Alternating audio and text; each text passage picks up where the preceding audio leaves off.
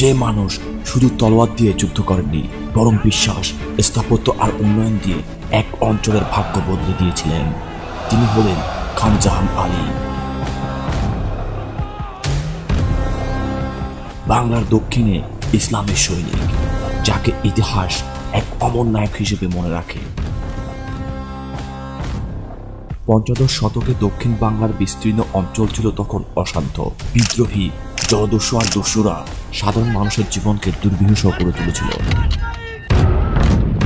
এই সময়ে মুসলিম শাসকের পক্ষ থেকে খান জাহান আলীকে পাঠানো হয় শান্তি প্রতিষ্ঠার জন্য। তলোয়ার হাতে তিনি একের পর এক বিদ্রোহ দমন করেন। সুন্দরবনের গভীর জলপথে দস্যুদের বিরুদ্ধে লড়াই করে গড়ে তোলেন নিরাপদ এলাকা। খান জাহান আলী শুধু যোদ্ধা ছিলেন না, তিনি ছিলেন সুফি সাধক। কিন্তু তিনি এখানেই থেমে থাকেননি।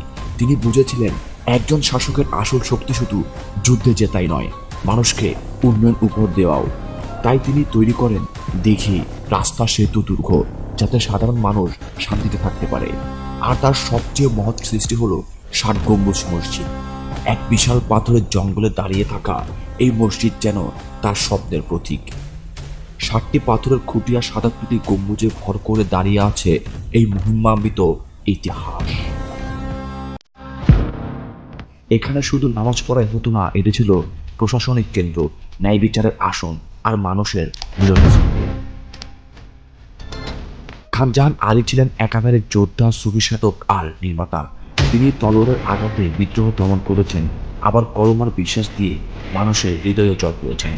বাগেরহাট আজ যাকে মসজিদের শহর বলা হয়, তার ভিত্তি স্থাপন করেছিলেন তিনি। তার স্বপ্ন আর কর্মের ফলে বাংলাদেশ আজ বিশ্ববাসীর কাছে গর্ব করে বলতে পারে, আমাদের আছে ৬০ গম্বুজ মসজিদ, একটি ইউনেস্কো ওয়ার্ল্ড হেরিটেজ সাইট। সময় বদলায়, রাজা বাদশাহ বদলায়, কিন্তু নায়করা অমর হয়ে থাকে তাদের কর্মে।